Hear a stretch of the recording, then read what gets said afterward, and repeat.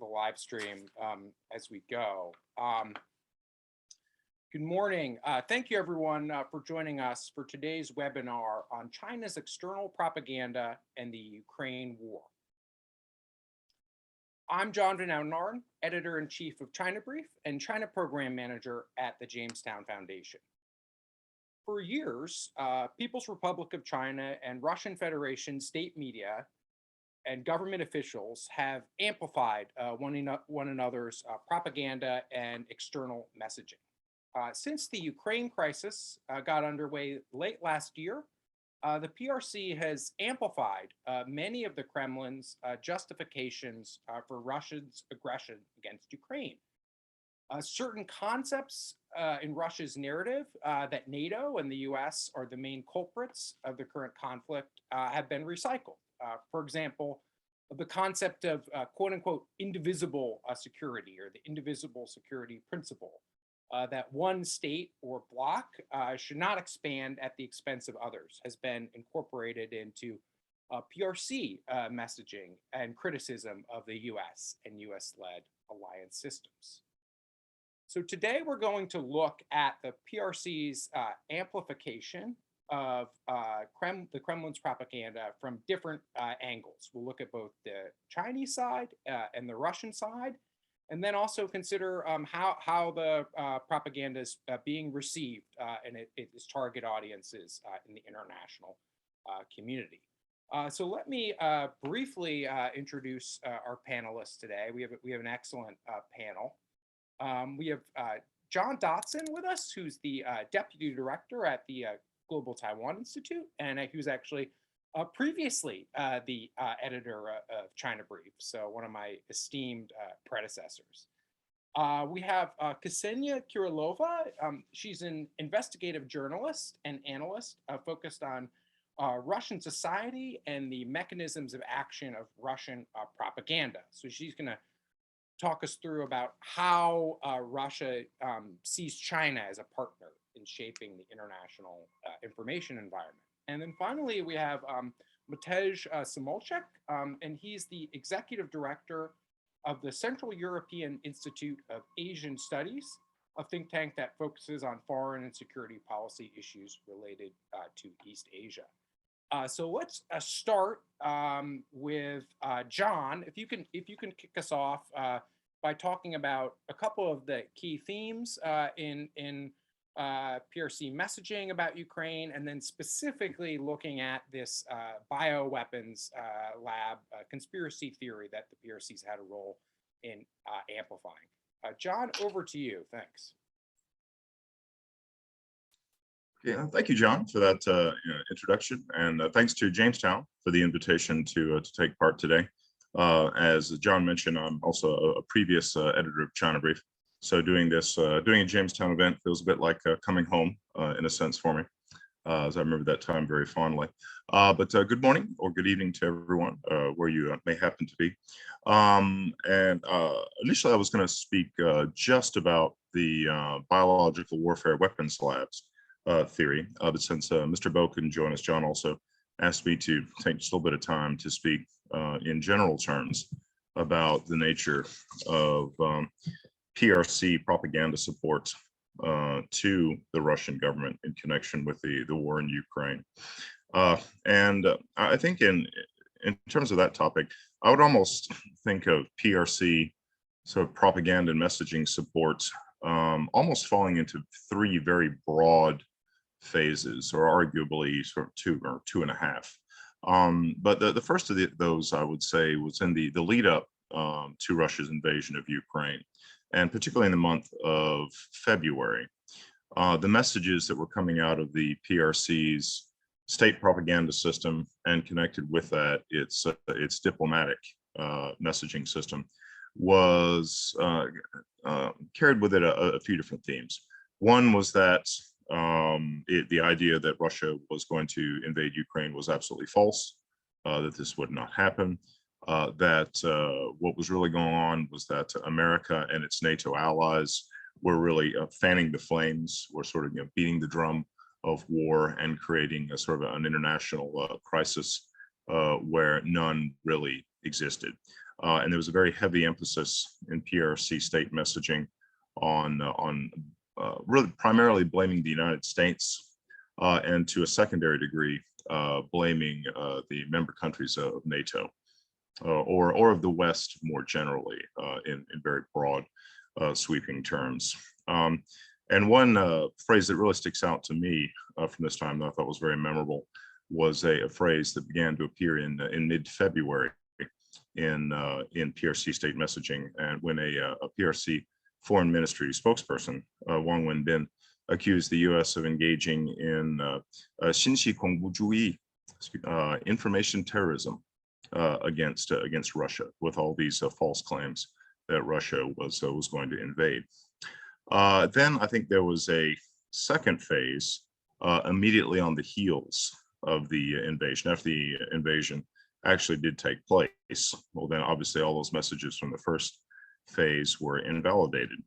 And I think there was a period of time in which the PRC state propaganda system, as I would put it, was using an immense amount of verbiage to say nothing whatsoever. There were a lot of bland stock phrases about the need to, for all sides to respect sovereignty, for all sides to engage in dialogue. There was a lot of these broad sweeping statements that, again, were using a great many words to really say nothing substantive whatsoever. One particular phrase that stuck out to me from that time that I'm a big fan of came from the foreign ministry spokesperson, Hua Chunying, who referred or made a statement that the current situation in Ukraine is the result of the interplay of various factors. I'm a big fan of that sentence, and I think I'm going to start using that one in my own life going forward whenever I want to make sure that I make no actual comment whatsoever on a particular issue. But you could also see some of that as well in the February 25th abstention of China, of the PRC representative in the UN Security Council, when a vote was held to condemn Russian actions. And rather than offering support for Russia with the veto, the PRC representative actually abstained, apparently not wanting to directly tie China in with too closely with Russian actions.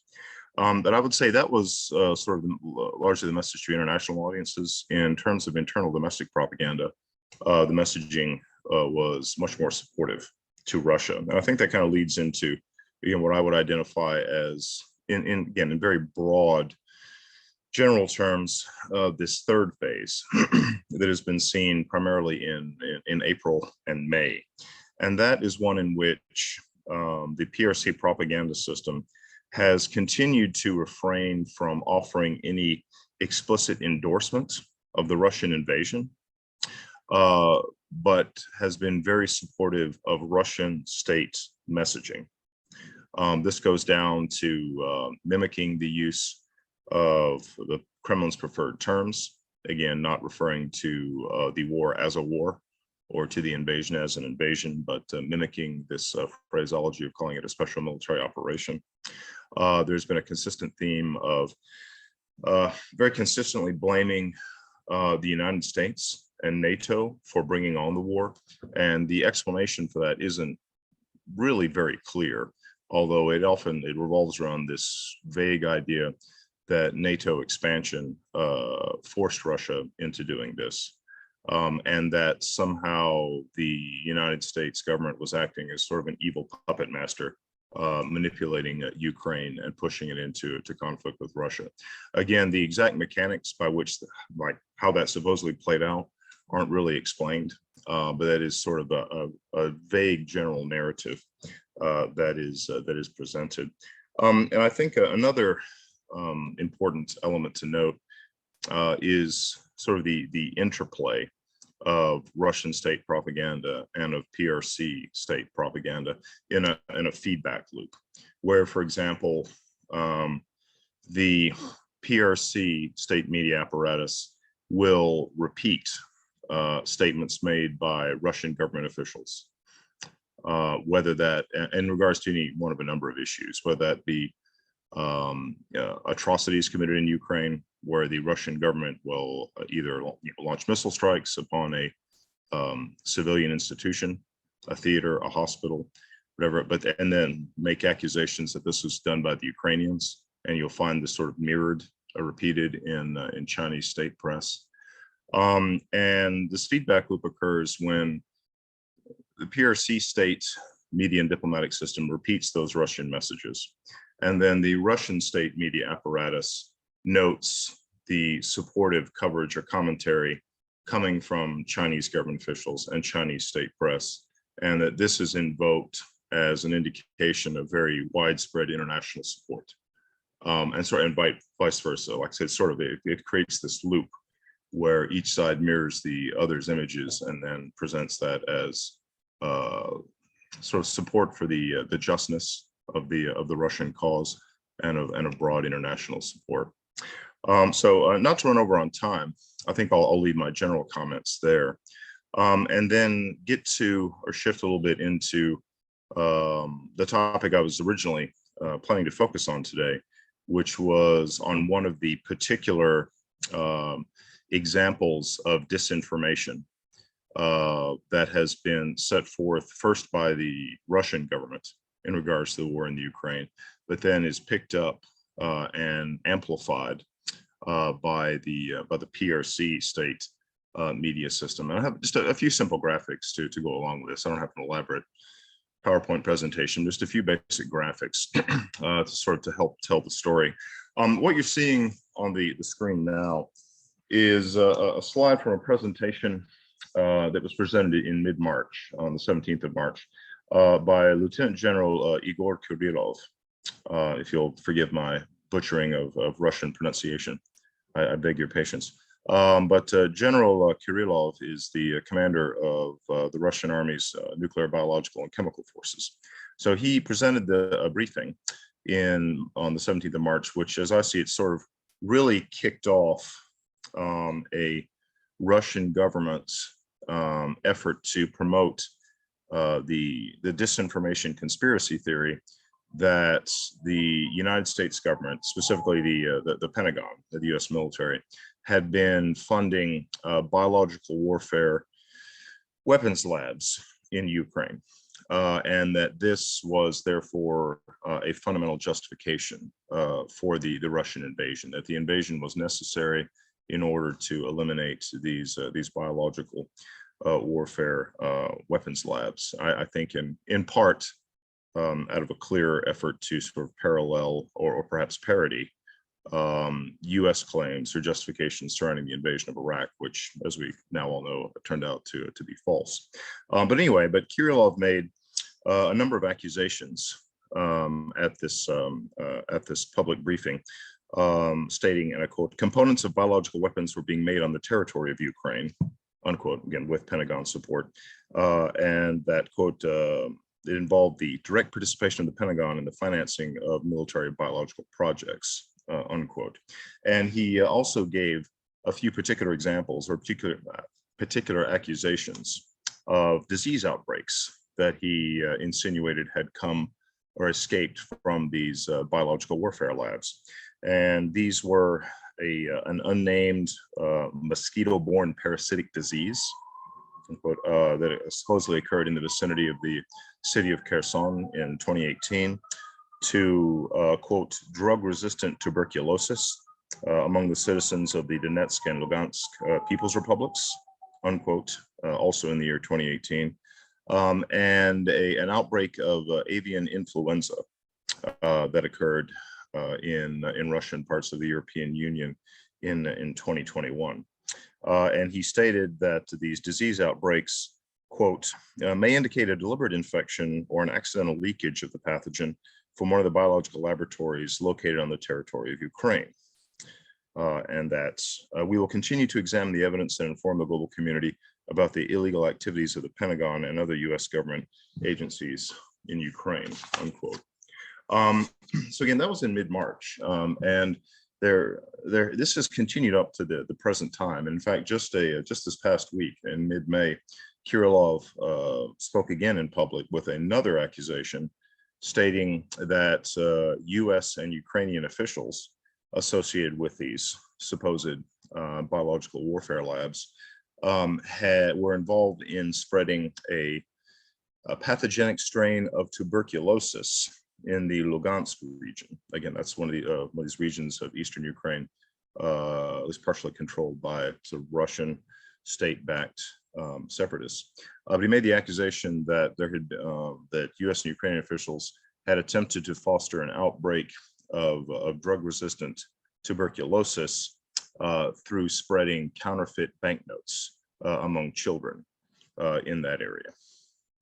And in reading through all this material, I was really reminded of a longer history of Cold War era active measures that were employed by the KGB and other Soviet bloc intelligence services, particularly a very successful effort in the mid-1980s to spread the narrative that the AIDS virus had been produced by a U.S. military biological warfare program based out of Fort Detrick, Maryland. These stories have really a lot of the same hallmarks, are very evocative of that Cold War legacy. But the connection of all that to China is, as I see it, or I would argue, there appears to be, I think, a coordinated effort. Yes, if you go ahead and move it on to the next one, please. Thank you.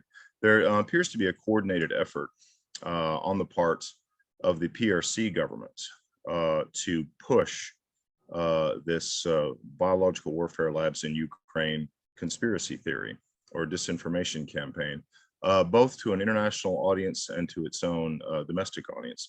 What you'll see on the slide right now, this comes from March 10th. This is a Twitter posting made by a journalist with Voice of America who was analyzing this question. He was putting up a list of, at this particular point in time, the top stories that were trending on Weibo, which is sort of largely a parallel to Twitter in China. It's very widely used in China. And as you can see, the number one story there is this one, 俄公部没在无实施军事生物计划材料, which is the Russian government posts evidence or provides evidence or materials that that there are U.S. military biological warfare programs in Ukraine.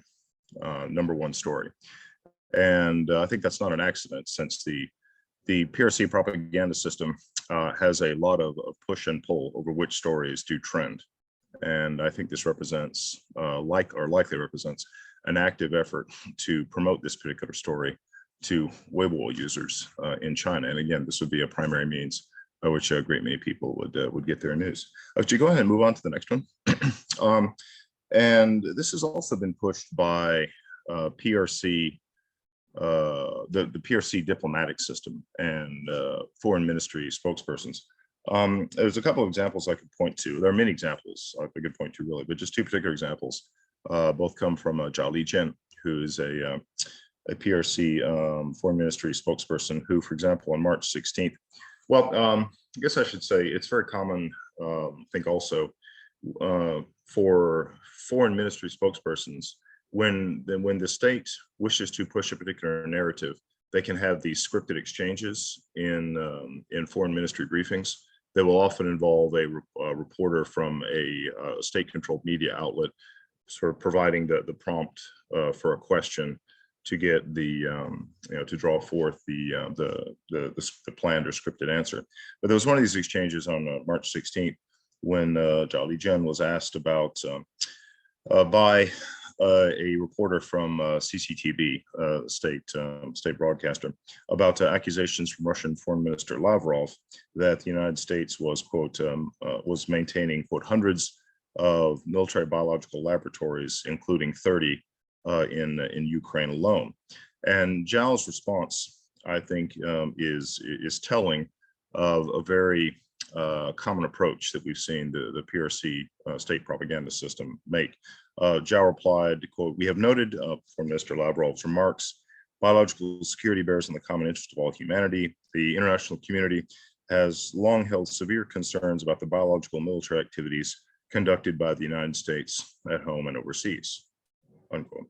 There's another example from about a month later on April 14th, when in another one of these scripted exchanges, when Zhao was asked whether or not the US was making accusations against Russia in the effort to draw the international community's attention away from the biological warfare labs in Ukraine.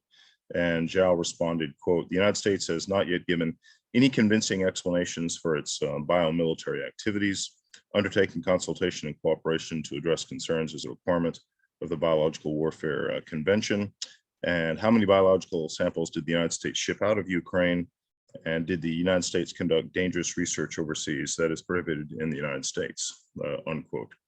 And I think in that you can see a pattern in the communication that's directed to international audiences, well, part domestically, but also to international audiences, which is to amplify and repeat Russian government accusations, Russian government disinformation, without necessarily explicitly endorsing it, but with words crafted in such a way to certainly seem to be endorsing it without necessarily making an explicit endorsement of it.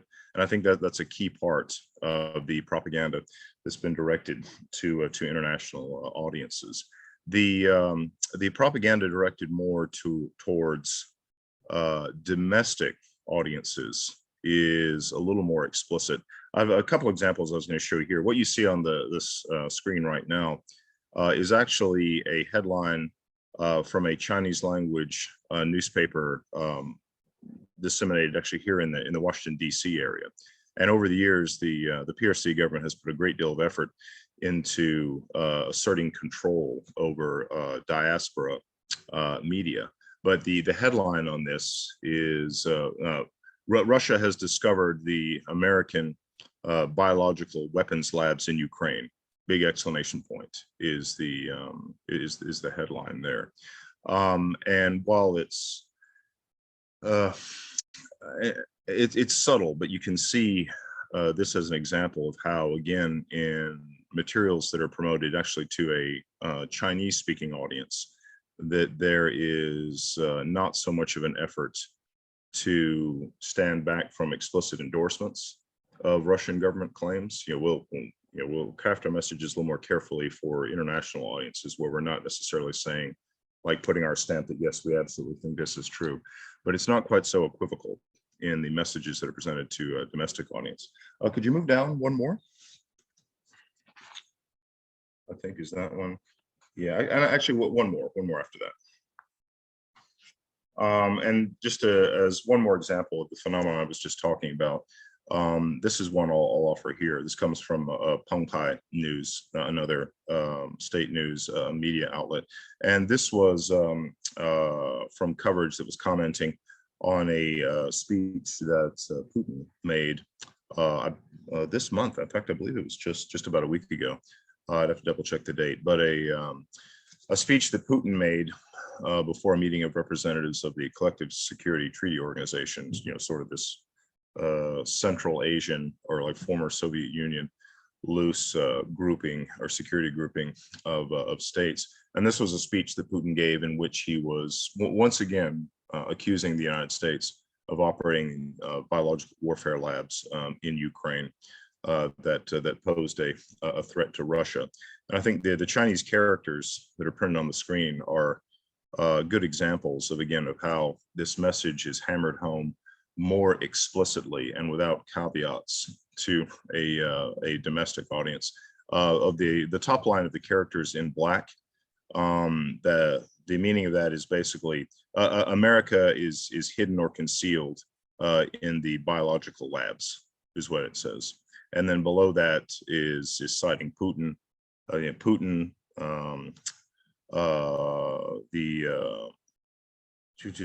essentially saying that biological weapons are the fundamental reason for the American biological labs in Ukraine, is what it says.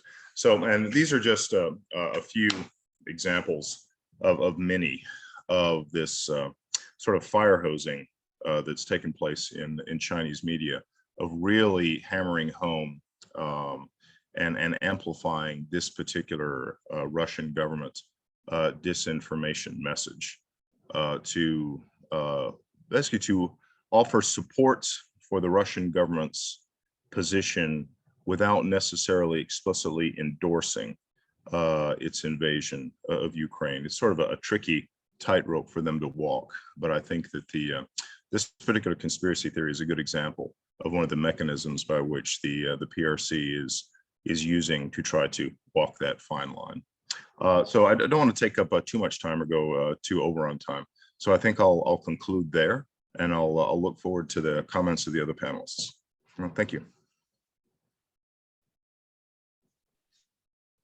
Great, thanks, John, for that good overview. And as John mentioned, actually, I should have mentioned this at the outset, but we were supposed to have a speaker from the State Department's Global Engagement Center, because they've been focused on these issues, but because of Secretary Blinken's speech and some other conflicts, that didn't come through. But John touched on, I think, some of the key themes in PRC propaganda, and then gave us, I think, a good case study with the bioweapons lab situation. All right, let's now turn to Matej, who's going to talk us through some of the themes as well, but also look at how they're kind of playing out with a key audience, which is in Europe.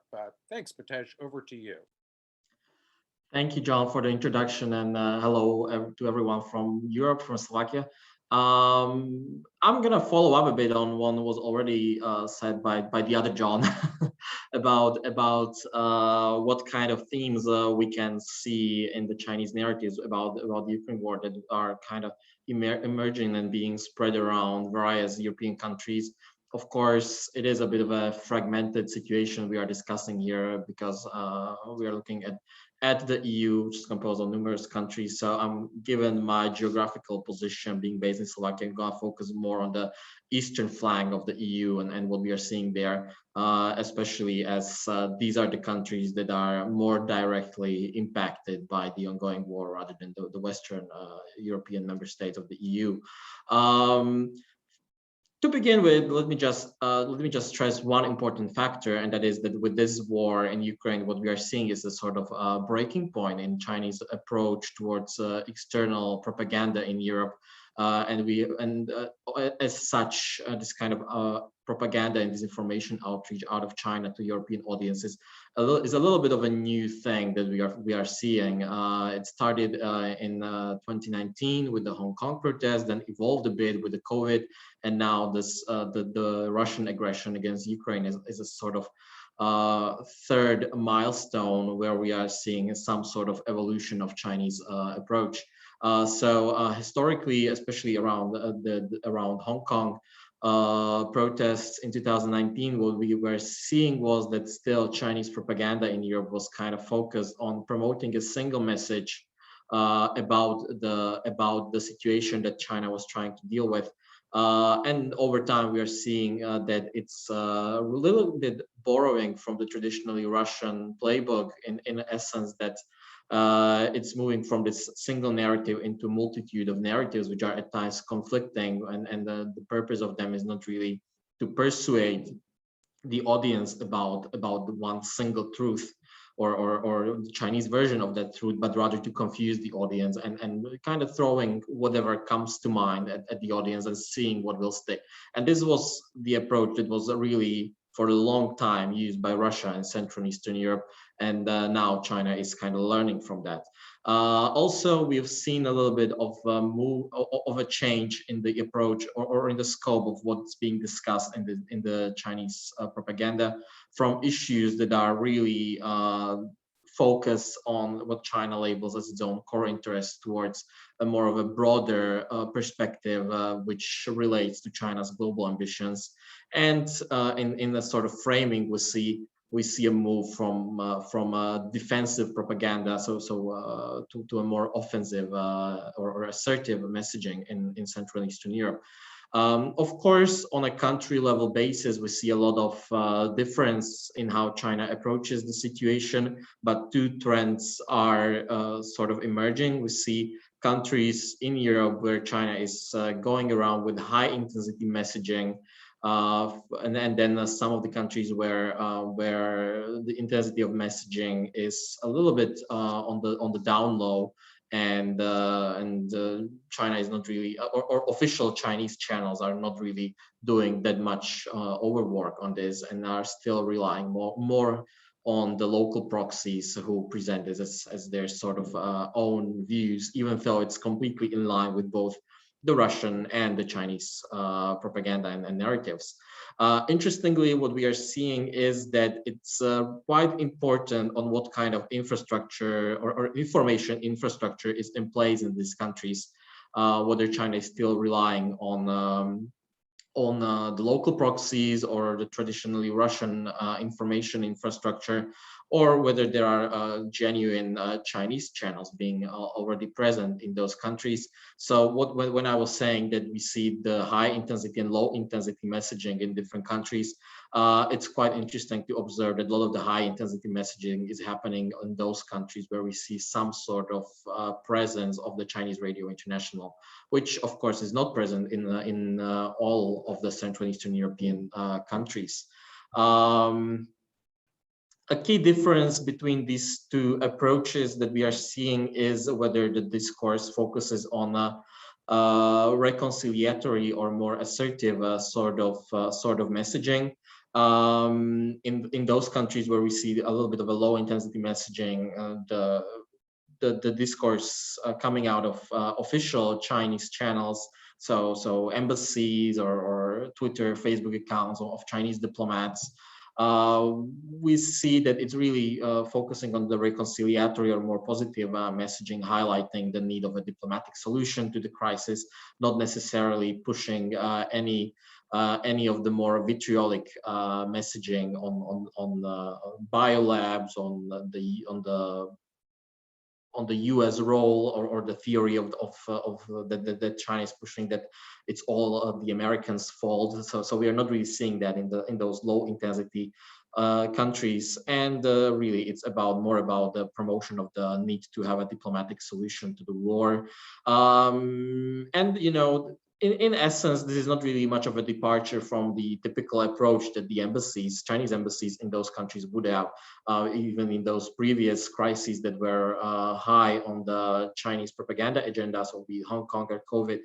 These were countries where the narratives were not really, where the embassies or the Chinese official channels were not really that active even before. But this does not mean that this less savory and vitriolic messaging is not present there. It's simply pushed via other channels, typically via local proxies who have their own agendas and reasons why they are promoting Chinese propaganda. So a good example would be Slovakia, where I'm based, right?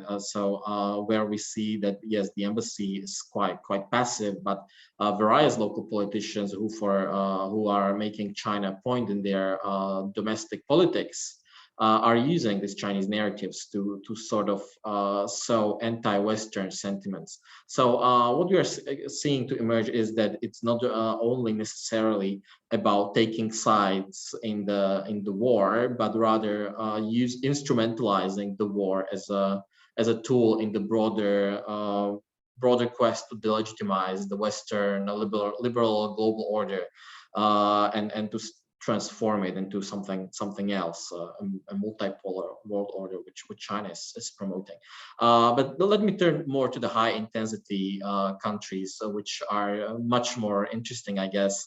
And there we kind of see four key narratives being formed. Of course, the primary one, or the first one, is focusing on China as such and highlighting that the message that China is pushing for a diplomatic reconciliation of the conflict rather than providing weapons or pushing one side or the other, and that's the basic message. But then we have three more messages, or two more messages, depends how we look at it.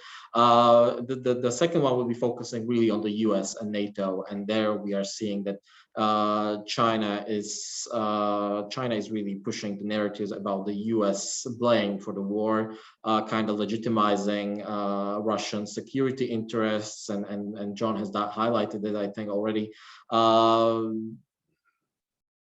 and pretty much saying that Russia is the victim here as well. It's not only Ukraine that is the victim. Russia is the victim as well due to the continuing expansion of NATO, US and NATO pushing Russia against the wall. So this would be the second aspect here. And the third narrative, it kind of focuses on the EU itself. And that's pretty interesting because it kind of portrays EU as a victim here as well of the American imperialism in Europe, and highlights or supports the European discussions about strategic autonomy in a fashion that we don't really appreciate, because what China pushes as its own vision of strategic autonomy is not what we Europeans see strategic autonomy as. And this is not a new thing in the Chinese propaganda, but typically whenever China evokes strategic autonomy, it's in a way that pretty much can be summed up that it's trying to push a wedge between the US-Europe alliance or the transatlantic alliance. And in the past, we have seen that whenever Europe has taken a bit more of an independent approach to China compared to the US, from the US, it would be lauded as a very much positive development of the strategic autonomy, whereas whenever Europe would take a sovereign and free decision to align its policy with the US, it would be interpreted by China as a result of undue American influence of Europe. So this is the third narrative, and for me as a EU citizen, it's quite important, right? Because it clearly shows that China is trying to use this war to promote its vision of a world order where the transatlantic bond and the US and Europe do not present a single power pole, and pushes this kind of wedge between the two, wishing to see a multipolar world order emerging, where both the US and the EU would be separate poles of power with very different goals and interests, which would of course be in China's interest as such. What's, I think, worth highlighting is that, of course, what we are seeing is a little bit of a tone-deaf messaging coming out of China in Europe. And this has been a mainstay of Chinese propaganda here, that China is still having a lot of trouble with localizing the propaganda or the narratives that it typically develops for the domestic audience, and then tries to translate them for foreign audience, where they don't necessarily work, because they would not fit in with the local particularities. So often what we are seeing with these different articles being promoted by various Chinese resources is pretty much just a translation of Chinese sources, which have been primarily focused on domestic audience. And as I've said, that in not all the European countries, China has its own information infrastructure developed. It is still relying quite a bit on the Russian infrastructure. So in many countries, we are seeing that a lot of the messaging is coming through various disinformation-focused websites and this alternative media, quote unquote, which have been traditionally used and supported by Russia. But as we are seeing the local governments kind of stepping up in their fight against hybrid warfare and disinformation, a lot of these websites are being shut down by government decrees. So thereby, it's not only Russia but also China, which is losing this space where it can promote its own messaging. Nevertheless, as it was mentioned already by me and by John before as well, a lot of the narratives are not targeting only the external audience, but also the internal Chinese audience, which begs the question of what is the effect in both on both sides on public opinion, and whether it manages to persuade anyone, both domestically and externally. I think that externally, what we are going to be seeing is that, of course, the way that China positions itself on the war is going to have grave effect on on the favorability of China with European audiences. And we are already seeing a long-term decline of favorability of China in Europe. We've done some polling on this in 2020, in the second half of 2020, around September and October, and then we have seen already that there was a lot of decline in positive attitudes towards China. Pretty much whole of EU sees China more negatively rather than positively, and these pockets of China positive attitudes can be found mostly outside of the EU. So in the Western Balkans, for example. And the previous crisis that China was facing, or public opinion crisis that China was facing with regards to Hong Kong and COVID, had a very grave effect on public opinion about China in Europe. And this is going to be the next instance of that. So I believe we are going to see further decline of public opinion about China. And the effect is going to be particularly strong in Central and Eastern Europe, where even though that China as such may not be seen as an imminent threat, but Russia is seen as such. And by China providing support to Russia, it really feeds into this popular anxieties that are present in the region about Russia. After all, you have several countries here, like Poland, like Slovakia, Romania, for example, which are bordering Ukraine, and the situation is really having also direct impact on these countries with the fact that you see rockets being exploding just a few kilometers away from the borders. You see a lot of refugees coming in, or although the wave is a little bit receding now, but there was a point when there was a really high influx of refugees, and those are having really very much direct effects. And there's going to be also a secondary effect, I believe, that as we are seeing China losing this kind of favorability with the European publics, we see that Taiwan is actually stepping up and emerging as a very much high visibility donor in these countries. So we've seen Taiwan providing a lot of aid to Central European countries that are dealing with Ukrainian refugees, be it material aid or financial aid. So it was actually it's in the amounts of millions of dollars by now that countries like Slovakia and Poland have received. The second part of the public opinion question that we need to ask is, of course, how the Chinese public is reacting to this. And of course, it's very difficult to measure public opinion in China, but we have some very fresh data on this as together with our partners in Czech Republic at the Palacký University, we've recently conducted a public opinion survey directly in China on a sample of 3,000 respondents, with the data being collected in early March, so right after the war started and just before the next wave of COVID lockdowns began in China. And pretty much, I mean, the results are not surprising, but it's good to have the confirmation that we see the Chinese public is really quite strongly siding with Russia on the war, and not really with Ukraine.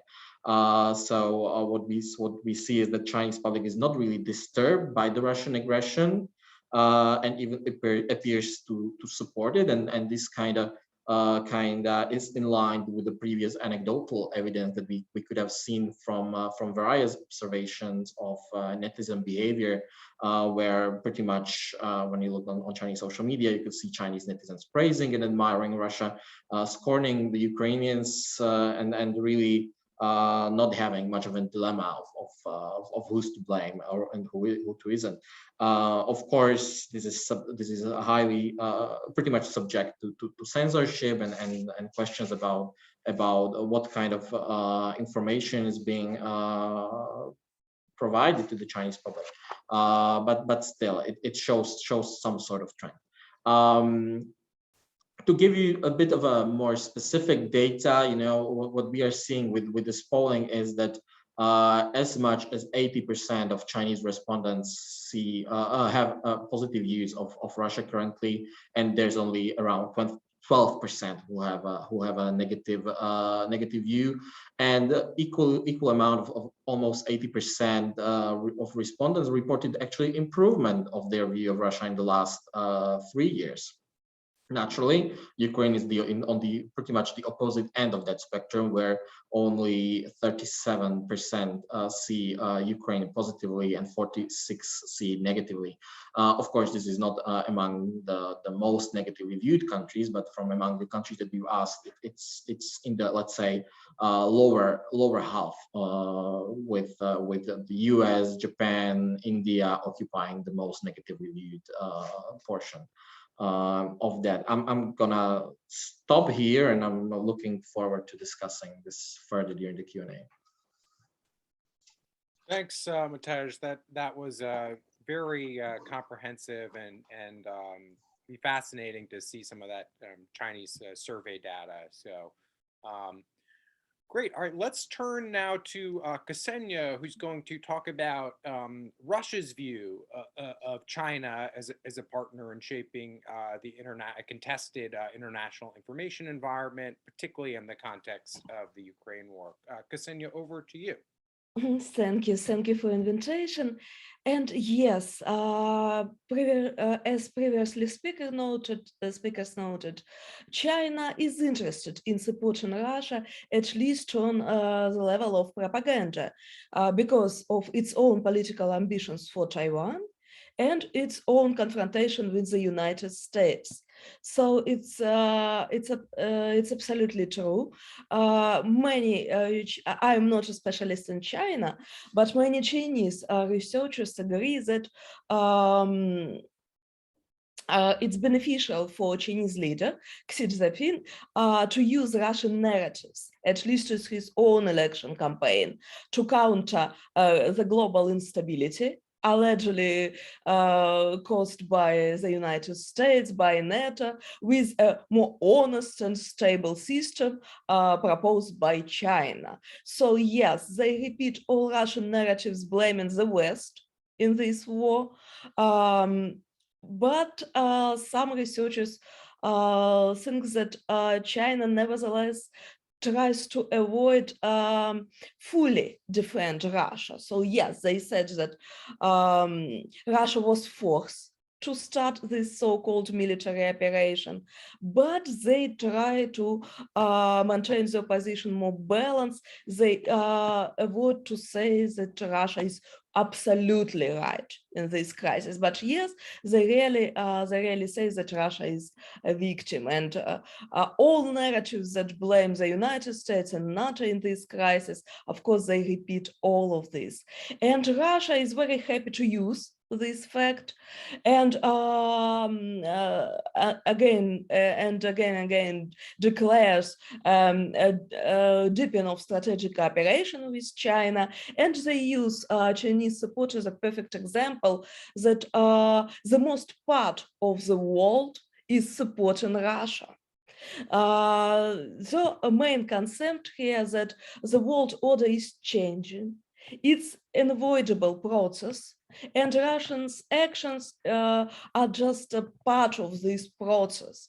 And it's a crisis of American influence, and that the United States is losing in influence, and now it's just unavoidable consequences of this process. That yes, the United States started this war because it's they despair, they don't want to lose their influence in the world. But inside Russia, nevertheless, on Russian domestic propaganda, even some pro-Kremlin experts warn about dependence Russia on China. And independent experts, they really say that this dependence increased sharply in recent years, and in a year or two, it will be the full reorientation of Russian external trade, and China already becomes Russia's main trade partner. And yes, so some experts are worried about this. Pro-Kremlin experts avoid to say that this dependence already happened. But anyway, they call for creating Russia's own economic bloc, fully independent both from the West and from China. And of course, they don't conceal that this bloc should be anti-Western, anti-the US. They try to use all fears and complexes of post-colonial countries like India, Indonesia, so Asia countries.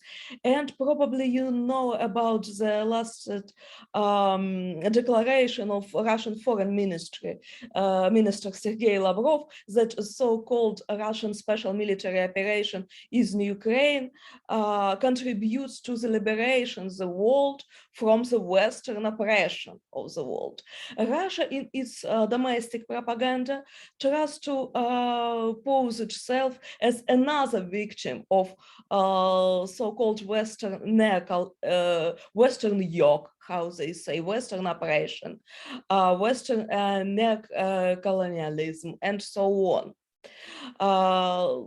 That's, by the way, sometimes in Russian domestic propaganda, it sounds funny. For example, one of the manifestation of the Western oppression, they call that Russian oligarchs take money abroad, plundering the country. So that means that they openly admitted that they cannot cope with their own corruption. That's why they started the war. So it's a kind of Western oppression. Don't ask me why. So yes, it's Russian domestic propaganda, and sometimes I see that Chinese state propaganda is even more logical than Russian domestic propaganda. For example, yes, as I said before, Russia uses this Chinese narratives as an example of support of the whole world, that the most part of the world is also fighting against the West, against neocolonialism. But Russian domestic propaganda, for example, has at least two different narratives. The first one, that Russia was forced to start this war. So the United States dragged Russia into this war and broke its own world order, its own international system. And the other narrative, that Russia broke all this world system, and Russian historical mission is to liberate the world and to change the world order completely. Anyway, yes, as I say, they use this example of Chinese support, and unfortunately I see some real example, not only on propaganda level, real examples of cooperation between Russia and China. For example, in recent years, they increased cooperation on communication, technical level, on the internet control. They created a lot of committees and subcommissions on this issue. In June of 2019, for example, they published a joint declaration on the development of a comprehensive strategic partnership entering a new era. And this document calls for bordering collaboration in the field of security, and consolidated an agreement to jointly promote the principle of manager of internet. And Russian cybersecurity experts, I mean independent experts, of course not pro-Kremlin ones, they repeatedly noted that the threatening censorship and digital control is becoming one of top priorities of Russia's government. And of course, they use the Chinese experience broadly in this area.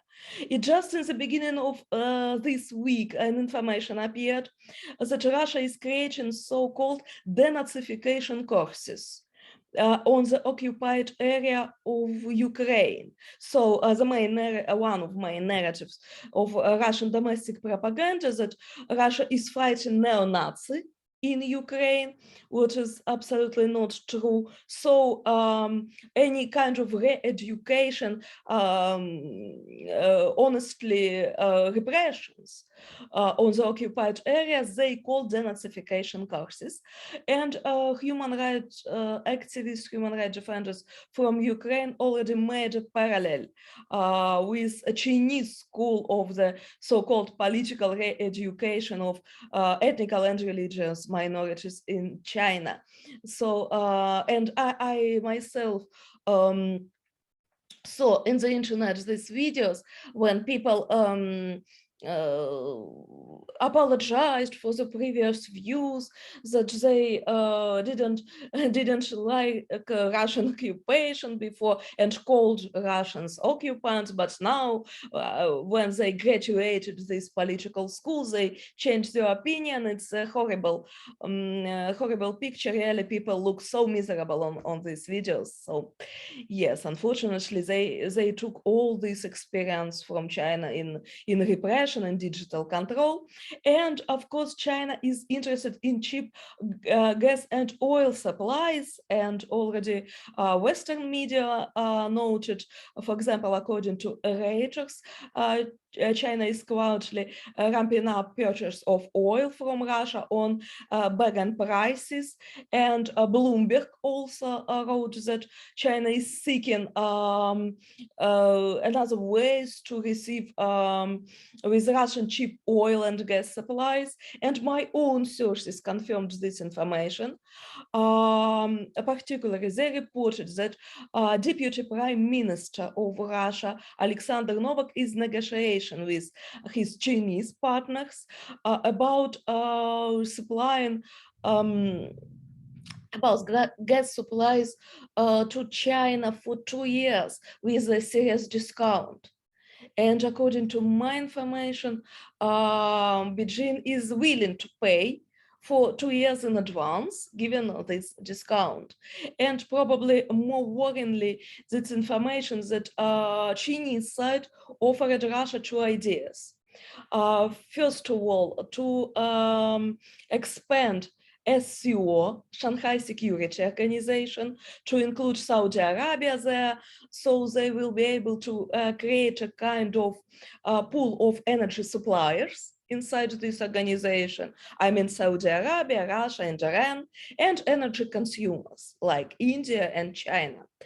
And they consider the idea to create their own bank, SCO bank, and alternative currency, because they have a hope that the United States would not dare to impose sanctions on such a bank. So it probably will be a way for Russia to circumvent sanctions.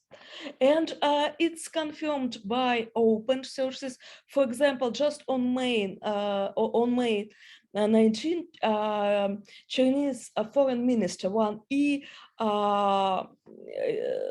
proposed some similar ideas on the online meeting on foreign minister of BRICS, as Russians say, BRICS, another union of country of this region, and he proposed to attract new members to this union.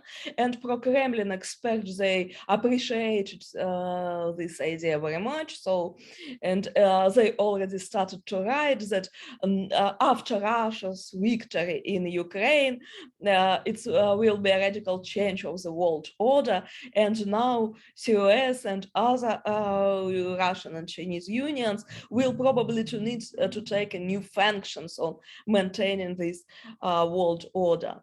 And so yes, they really cooperate, unfortunately, but anyway, many experts agree that in the long run, weakening of Russia is beneficial for China, of course, because it's increased Russia's dependence. And China is not interested in aggravating the confrontation with the United States. So probably it tries to squeeze the maximum benefits from both sides of this confrontation. And about all these narratives with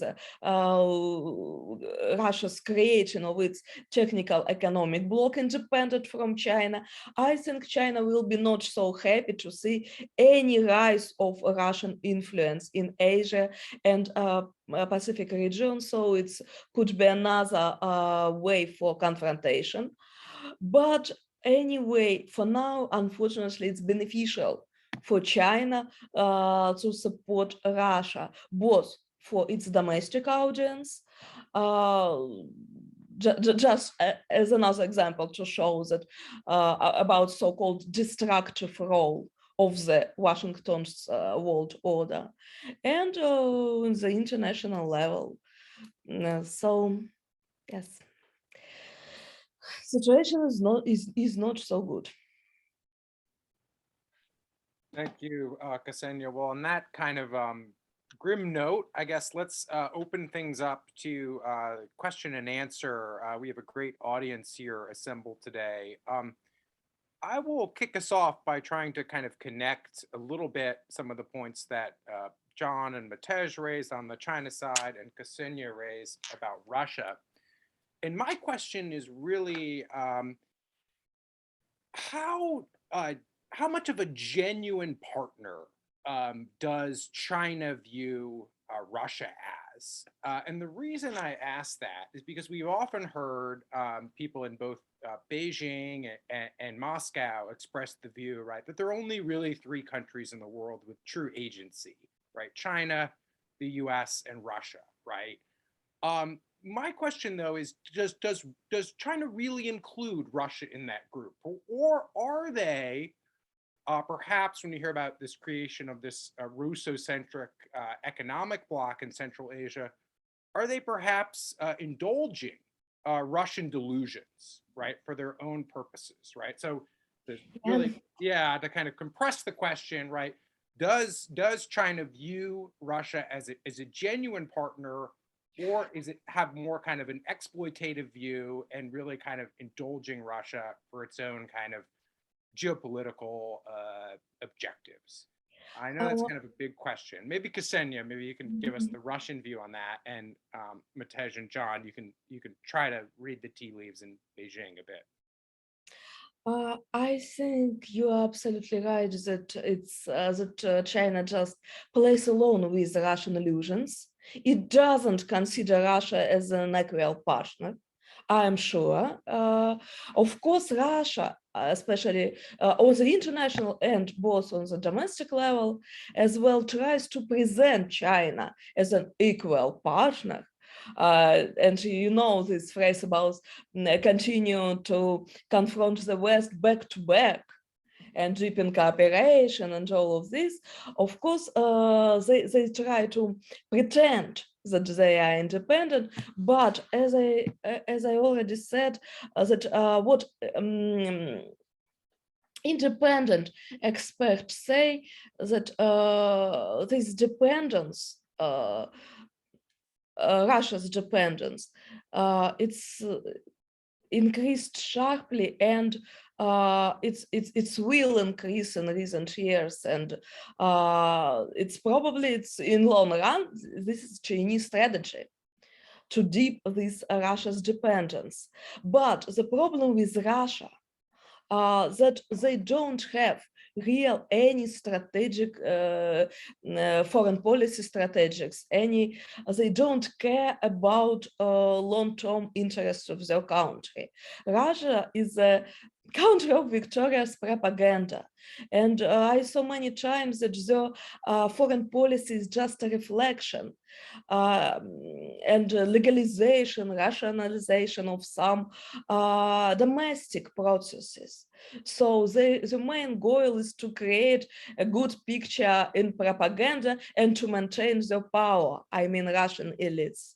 So they don't care really about this dependence. They don't care about national interests. They care only about the current victory in their confrontation with the United States, and for creation of plausible excuses for the invasion. So they have some tactical objectives, not strategical ones. And yes, China uses this situation perfectly.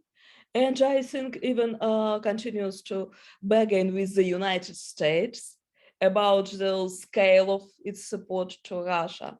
And some independent expect they note this situation. But of course, Russia needs China more than China needs Russia, I think. So, and economic level, it's just impossible to compare China's and Russia. And yes, so this dependence just increases, and China perfectly uses this situation. Great. John, do you want to, or Matej, do you want to chime in on that and maybe bring us back a little bit to the information element if you can? Sure, I could make a stab at that. First, I always have to invoke a little bit of humility in terms of describing, what China thinks or what China wants. But I will say, I think in speaking in those terms, we always have to remember that when talking about Chinese actions, that China is the Chinese state, which is in turn the Chinese Communist Party, which is in turn the upper echelons of the Chinese Communist Party. So what do I think that they think when they look at Russia and their partnership with Russia? They're certainly publicly invested in it, as we saw at the beginning of this year when Putin made his trip to Beijing, and the two governments signed their partnership agreement, and were promoting their partnership without limits, however that's defined. I will say, in terms of what I think the leaders of the CCP see when they look at Moscow, I think they're certainly aware of the size of the Russian economy relative to their own, relative to that of America, relative to that of the EU. They're certainly aware of that, under no illusions there. I think they've seen the terrible performance of the Russian military in Ukraine, which I suspect has probably been quite a shock to them, as it has been to many people, like myself included. And so, but I do think that the upper echelons of the CCP, and perhaps Xi Jinping in particular as an individual, does see value in that quasi-alliance. Xi Jinping has certainly invested himself quite a bit in it, in terms of promoting the very close relationship or commonality that he has or sees with Vladimir Putin. Why that is would be difficult to say. I'm not a clinical psychologist, so I'm not going to get into that. But it does seem to be that there's a certain commonality or a sense of commonality between the two of them. I will add the thought that I do believe in terms of the situation in Ukraine in particular, that I'm very skeptical of the assertion that the Chinese leadership was caught off guard by the invasion. I think they definitely knew what was coming. And in fact, I rather suspect, I can't say for sure, they don't invite me to the Politburo meetings, but I rather suspect that Xi and those around him were quietly cheering on the invasion, looking forward to it as an opportunity to shatter the sort of US Western-led international order that has prevailed since World War II. I think that's an international order that both the current Chinese leadership and the current Russian leadership very much want to bring down. And I suspect that the leaders of the CCP looked at the Vladimir Putin and the Russian state as being a useful attack dog of sorts to help accomplish that. So I do think they see genuine value in that alliance, but I think they are under no illusions as regarding the relative power relationships between Russia and China.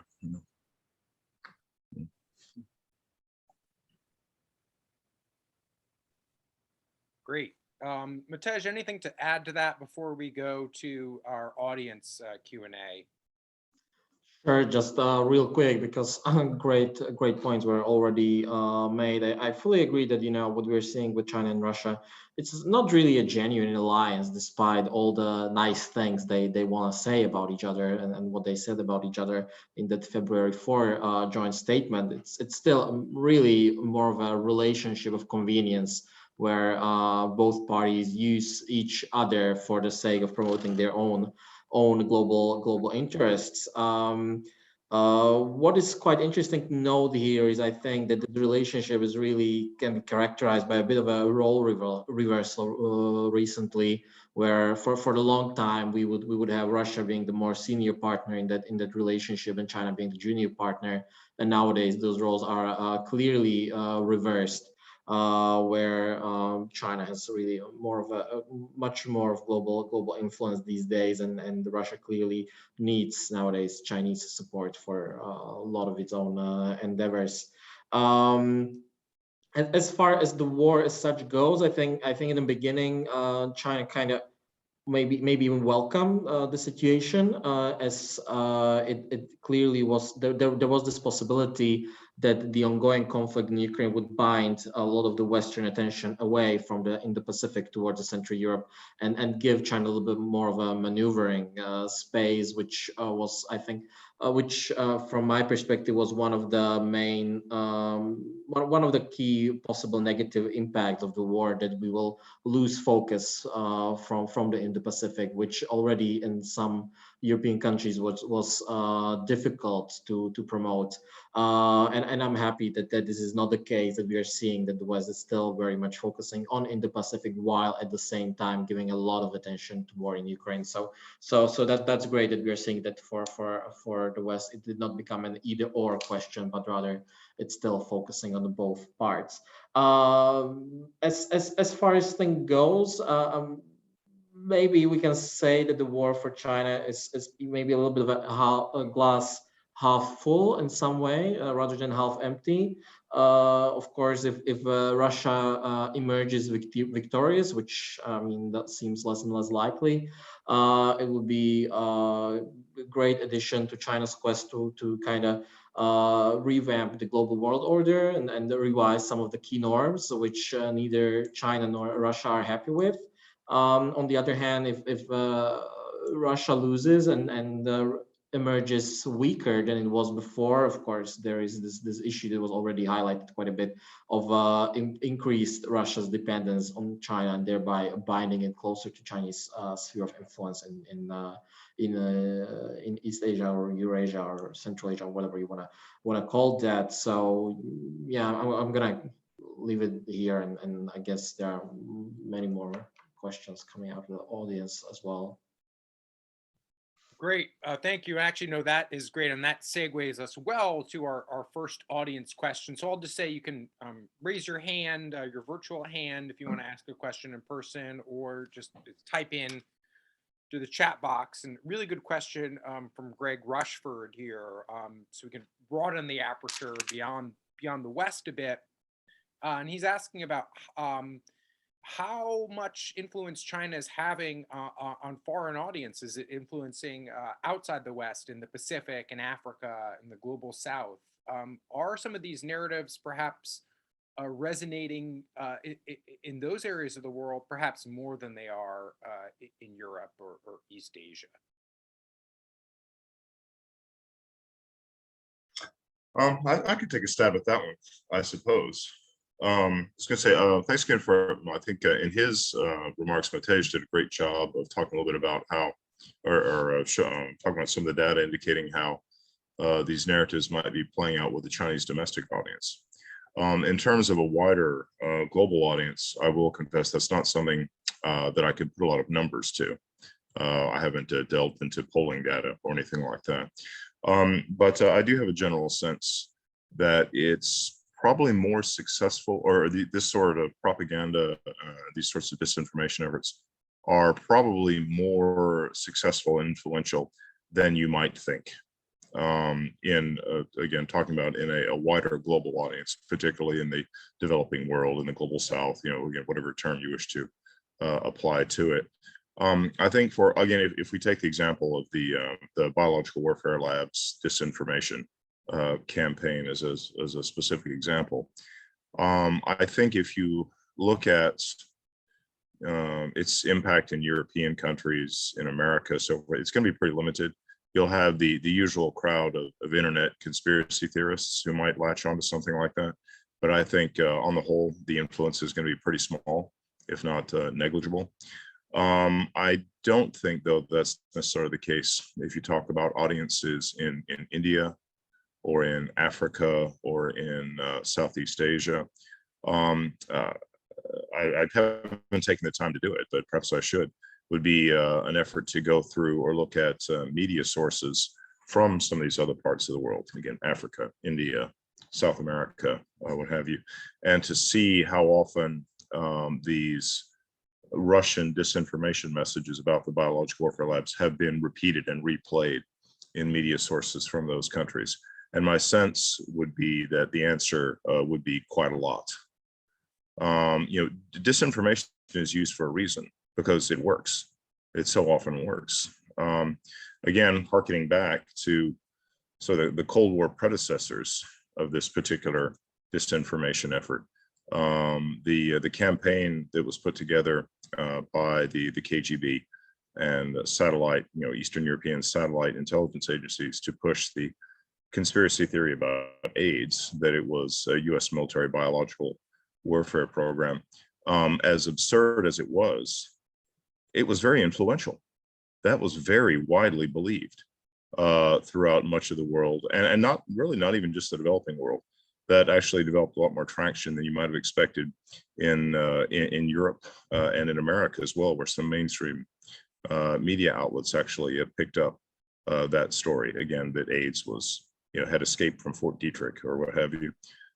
So I will confess I don't have a lot of numbers to put towards that particular question, but my general sense is that this sort of disinformation is actually quite successful throughout much of the world.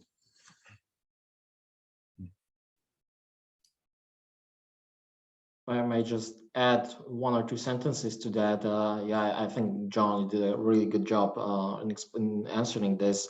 And of course, I don't have any sort of hard data as well, but I fully agree that this information or these narratives coming out of China really have the potential to receive a lot of traction outside of the global West, especially in the global South, precisely due to the fact that these narratives are not necessarily pro-Russia, but rather anti-West and anti-US, which is something that will, of course, play well with some of the key audiences in the global South that have their own grievances towards the West.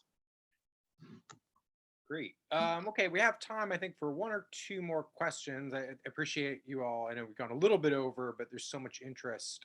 Okay, we have someone has raised their hand. So a question from Polina Pacula. Polina? Hello, can you hear me? Yes. Hi, my name is Paulina Pacula. I'm a journalist from Poland.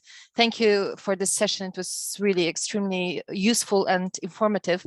I just wanted to ask if one of you could elaborate a bit more on how this desired international order is supposed to look like to benefit Russia and China, or how do they envision this at this point? And what key norms of this current international order are so not in line with their interest? Thank you. Thank you, Polina. That is actually a fantastic question, and kind of so what does this kind of I guess could we say anti-Western order look like, and then kind of, is there any positive vision for it, or is it just kind of we've picked up on kind of anti-American, post-colonial? Do Russia or China have any kind of positive vision for an alternative order? I know that's a massive question. Ksenia, why don't you start on the Russian side, and then Matej and John can fill us in on China. You know, the interesting point with Russia that Russia doesn't have any concept of a desirable future. Russia even doesn't have a real ideology. Russia's ideology is a mix of communism, of some Orthodox Church points, of some Dugin's crazy theories, but it's not a strong and logical ideology. And of course, they don't have a real concept of desirable future. By the way, pro-Kremlin experts sometimes reproach Russian government that we don't have anything to offer to the world as a real picture of a desirable world order. Yes, that's true, and even they admit it's their weak point. But yes, I absolutely agree with John that the main message is just and with all speakers that it's anti-Western. And they can, from positive agendas, they probably only say that it will be independent world that no one can influence on policy of other countries. They mean big and strong countries, so with different points of power, centers of power. It's a world divided on zone of influence, like it was on the Cold War era. So Russia will have its own zone of influence and will do whatever it wants, and no one can interfere in Russian activities. And Russia will have its own zone of influence. They consider small countries as I don't know, as your colonies, really. But by the way, back to the previous question, we have a great resource to counter these Russian and Chinese narratives when they play on post-colonial complexes. We just need to attract more experts from post-Soviet countries, because people have a real experience of liberation from the colonial oppression. I myself conducted lectures for one Indian foundation, and I explained this confrontation even before the full Russian invasion. I explained the confrontation between Russia and Ukraine as Russian attempts to restore its colonial influence on imperial influence on its former colonies. And it's very understandable and close for them. They understand it. So expect from Central Asia countries, from Belarus, from Ukraine, they have a great potential to interact with Asian countries to counter these narratives, because it's really post-colonies and people with real experience to fighting with new neocolonialism oppression from Russia. We also can use these narratives. But yes, Russia doesn't have any positive concept of future, any positive model of economic development, nothing like this. Just a world, a new Yalta, new world order. It's the world divided for several centers of power and their zone of influence, nothing more.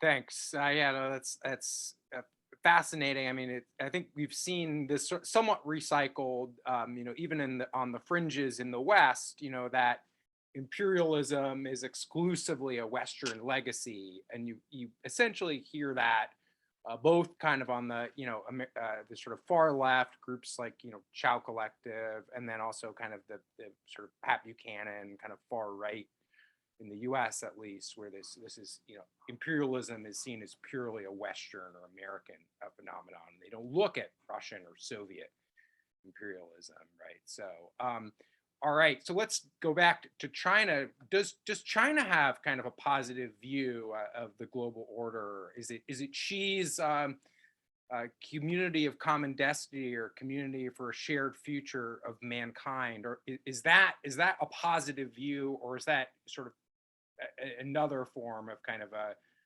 post-colonial or kind of anti-American worldview? Okay. Matesh, go ahead. Okay. I don't want to jump in front of you. Go ahead. Oh, don't worry. I mean, to answer these two questions, let's maybe first consider what the current status quo is, because to understand the departure from that, we need to have an understanding of what we are having right now. And from the Chinese perspective, the current global order would be characterized as one of Western hegemony, with the key global institutions having been shaped by the global West in the post-World War II period, without China or other countries from the global South not having much influence on the formulation of those global norms and setting up of those key institutions. So any sort of departure or desirable state of global affairs from the Chinese perspective would be a departure from the unipolarity and Western hegemony towards a multipolar world order, where different global poles of power would keep each other in check, where the transatlantic pole would be divided, where Europe would be an independent player. And here comes the issue that I've mentioned before of China feeding this or hijacking this discussions about European strategic autonomy to precisely promote this kind of worldview. As far as which norms China would like to see kind of revised, well, for starters, the global human rights regime and then any idea of universality of human rights is something that China really does not appreciate, and it would like to see sort of relativist conception of human rights, where different countries have different interpretations of what different rights contains, and no one would be commenting, no external power would be commenting on commenting on any sort of abuses that are going on in China domestically these days. Sure. I guess I just might add briefly that, in terms of why the ruling elites of these two states might want to change or transform or tear down the existing international order, it's quite simply because the existing international order stands in the way of the ambitions of those states. For Vladimir Putin, it seems quite clear that he has visions of wanting to recreate the Soviet Union, if not the old Russian Empire. And institutions like NATO and the European Union stand in the way of that, and so must be weakened or broken up. And similarly for the PRC leadership, the presence of the United States in the Pacific and the network of alliances that the United States maintains in the Pacific stands in the way of their own ambitions, which would be at a minimum reclaiming control over Taiwan. And I personally suspect their ambitions go further than that. But I would add maybe one point that I think is worth noting. In terms of sort of a broader international vision or ideology, I would agree with Ksenia that there's, on the Russian side, there really isn't much of one. Putin and those around him seem motivated by Russian nationalism. And I guess maybe you could ascribe some sort of pan-Slavic ideology to that, but really there's not much of an international vision. It's Russian nationalism. There is more of an ideology on the Chinese side, although it's a very vague one. John, you mentioned the community of a common. I'm messing up the phraseology now. The common future for mankind that we see invoked by the PRC leadership, certainly under Xi. You can see elements of how some of that vague ideology has been ascribed or projected onto the China-Russia relationship. I actually had to look it up while we were talking. When Putin visited China in January and the two sides signed their mutual agreement, I had to look up the title of the document, which was the Comprehensive Strategic Partnership of Coordination for a New Era, which is very much evocative of Chinese phraseology, of CCP phraseology. And I think in these sorts of joint documents put forth by the two sides, that it seems like the language often dominates from the Chinese side, and that the Russian side just kind of seems to shrug and sure, we'll go along with that and we'll sign that. But the language is very evocative of CCP messaging and narratives. But I'll conclude that there. No, I think that's a great point to end on, because the State Department, and Alex isn't here, so we can say that, but they said, Ned Price said that China is often parroting Russia, and I think it is repeating and echoing a lot of what Russia says. But I don't know if parroting is the right word, because it's putting those Russian concepts into its own frameworks, right? And it's drawing out utility from them, even if the Russians themselves are maybe being much more kind of tactical or instrumental in their approach to kind of invoking these frameworks, right? So even in that, maybe China has the upper hand. I guess, does anyone have any last words? I think this has been a fascinating discussion that I will certainly revisit. A lot to think about here. Any final words?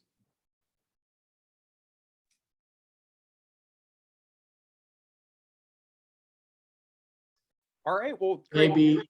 Oh, Yeah. yes. No, maybe just to wrap things up, from a European or specifically Central European perspective, what we are traditionally seeing here, that people or policymakers, with a few exceptions, don't yet pay much attention to Chinese activities and Chinese interests, influence operations that are going on, because Russia is the primary threat, and rightly so. It is a primary threat, as the war in Ukraine shows us. But if anything should be taken away from what we see China doing these days and how it is supporting Russia, is the fact that you can't really pay attention only to Russia these days. You must also take China into account, and that it's not merely an extension of the Russia threat. It's a thing of its own right, and we need to tackle it separately, while at the same time paying attention to sort of confluence of interest these two powers are having, which in the end of the day drives a lot of their engagement. And also a couple of words, yes, that Russia and China try to show that it's just Russia and Ukrainian conflict. So to our European allies, I think it's impossible to understand that Russia considers this war at its war with the West. And it considers NATO and the United States as its main enemy. And of course, Russia is not going to stop in Ukraine. So it's very important to understand. And for our Asian allies and partners, when Lavrov says about liberating the world from the Western oppression, I just give a humble advice to look all at cities and villages which Russia already calls liberated from the Western oppression. I mean, totally destroyed by Russia, Mariupol, Volnovakha, and other Ukrainian cities. It's a perfect example how Russia sees this liberation. I don't think that any countries, don't matter how they treat the United States, I don't think that any country would want to repeat such an experience. Liberation in Russian style. No, thanks. I think it hasn't been covered as much as sort of the European strategic awakening after Russia's invasion, but there's certainly a dawning awareness, I think, in East Asia, not wanting, they used to say we don't want Europe's past to become Asia's future. Well, now no one wants Europe's present to become Asia's future. So I think, partners in Japan and Southeast Asia and throughout the region are looking at that closely, and yeah, I think it's a good way to end this discussion. Well, thank you everyone for joining today. This video will be available on our website, jamestown.org, and then also on our YouTube channels, and encourage you to check out our coverage of China and Ukraine in both China Brief and Eurasia Daily Monitor. And thank you, everyone. Have a wonderful weekend. Take care. Thanks. And Thanks, thanks to our everyone. panelists. Thank you. Thanks so much for taking your time. And thanks for moderating, John. Thank you. Thank you. Yeah. Hope to meet you in Thank you. person. Thanks. Thanks, John. Thanks, Ksenia. Appreciate it. Mhm.